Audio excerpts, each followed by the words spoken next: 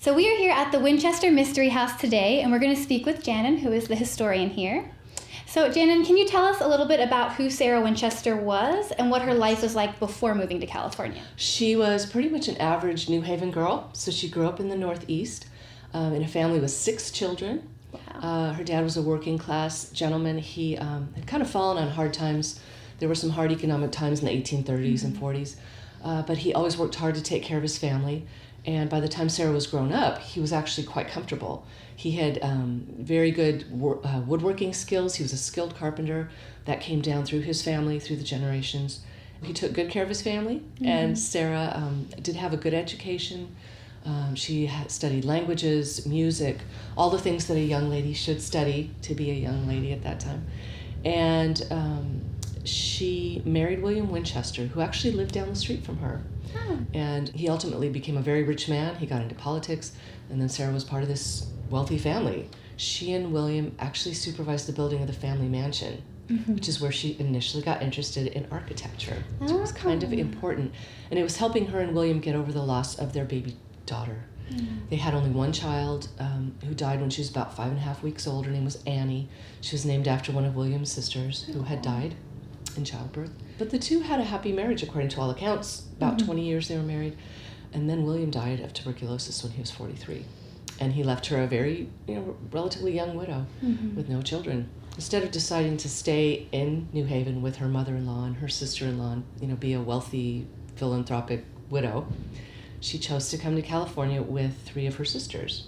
Obviously, everyone knows the Winchester Mystery House because of all the expansions and the really interesting designs. Right. And everyone always blames the paranormal a lot of times for what happened. However, are there any architectural or logical explanations for some of the design work inside the house? Yes. I don't know if Sarah actually believed in the paranormal. She may have. It certainly was common enough at that time for educated women to practice spiritualism, especially during the Civil War and after. It was a huge movement. She came out here and she bought this little farmhouse. It was not a very fancy house, 2 stories with an attic, and she decided to remodel it because she had done that before and enjoyed it. And she remodeled it into a very charming little Victorian farmhouse, but it didn't stop there. She decided at some point to keep going, and I think she was having a good time. It was her hobby. So she hired more people. They continued to build. And between 1890 and 1900, it grew from this charming little Victorian house into this 7-story titan that just towered over the local landscape. Wow. She employed a lot of people. She was a great employer. She gave these people good work to do. She supported their families. She came from a working class family. She knew what it was like to struggle to take care of your family. And she had her own little sort of kingdom here.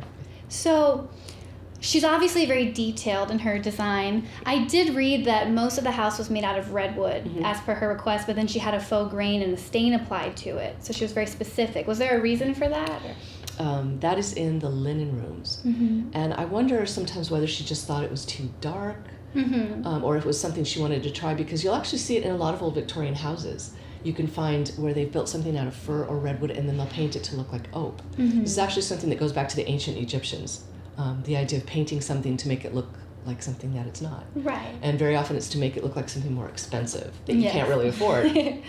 36 years of constant remodeling and building will result in some strange things. Yes. There are certain motifs that you will see over and over again. And you have to remember that the house was built during the aesthetic movement, and it was a blend of all sorts of different cultures. So the borders of Japan had finally opened up and Westerners were seeing all this amazing art. So you'll see that influence throughout the house. You'll see Asian influence, you'll see Mediterranean influence, Celtic, Greek, all things blended together, which is really a trademark of the aesthetic period. So you'll see all those little details, things like spider webs, which some people think has to do with her paranormal beliefs, but it was really a very popular motif in Asian art. So you'll see spider webs on like fireplace grates, or you'll see them in her windows. She has a lot of windows with spider webs. One of the little practical details you'll notice is the dust corners that she puts in the stairs. There's cute little decorative metal corners that you put on each stair, and it keeps the dust from getting back in the corners so that the maidservant doesn't have to, sweep so hard to get it out. So it's practical and decorative. Right. It's smart. Yeah. And we were talking earlier, and we were talking about Disney and how this actually did inspire a little bit of the Haunted Mansion. Yes. Disney sent some people here in the 50s, I believe, and they wanted to kind of study the flow of tourists through the house and take a look at the architecture. And they really liked Sarah's ballroom, and it had an influence on the ballroom in the Haunted Mansion, ultimately. So, yeah, we like to think there's a little bit of Sarah in Disneyland as well. That's my favorite room, too, there, with all the ghosts dancing. It's so beautiful. Yep. So do you believe that Sarah may have believed that there were spirits that were maybe leading her to do the designs? That is a very good question. And we have no documentation that she actually believed in spirits or that she used them to guide her building plans, but I also can't say that I know for sure that that's not the case. There are definitely odd things in this house that I can't really understand. But ultimately her beliefs were her own and she kept them very private. So it was at one time 7 stories tall in parts, and in 1906 during the earthquake, a lot of that was lost. Yes, the house actually grew over time. She didn't actually have a plan that said, this house is going to be 7 stories tall and this is what it's going to look like. It was really a progression over time. So I've seen pictures where it was 4 stories, then it was 5 stories, then it was 7 stories. And the view must have been amazing. You probably could see all the way to San Francisco on a clear day. So she had this, giant house.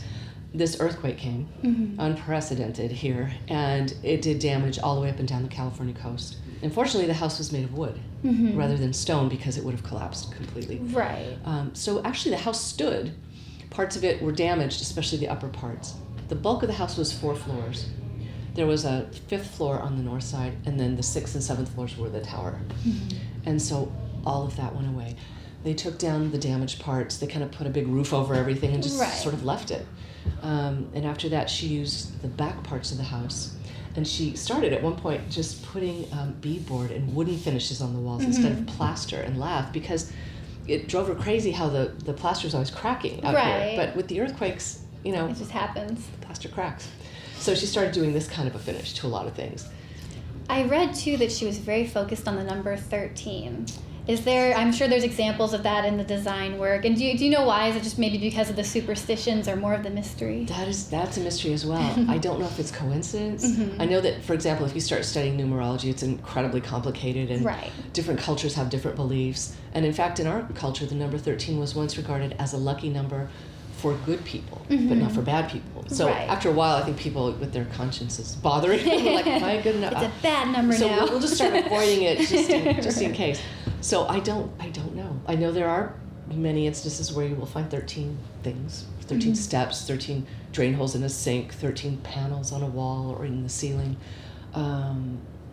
Again, that went to Sarah's grave with her, whether she did that on purpose. Some people claim no, so others say yes. But there's a window that you'll see in a spiderweb design that she supposedly designed with 13 glass jewels in it. What those represent, I don't know. And where can people come and take their own tour of the Winchester Mystery House? Where can they find you online? We are online at www.winchestermysteryhouse.com. And we're open every day of the year but Christmas Day. You can just drive right in and buy a ticket at the ticket booth. You can go online and buy your ticket. Right now we have 2 tours. There's the mansion tour that's been the standard for like 93 years. And there's an Explore More tour, which actually takes guests for the first time into areas of the house that were closed for 100 years after Sarah died. That's really exciting. Ever saw. It is very interesting. And there's extensive portions of the house that are closed. That are on that tour that are really cool. Well, thank you so much for talking with us today. We appreciate it. I always love telling Sarah's story, and I appreciate you coming and talking to us.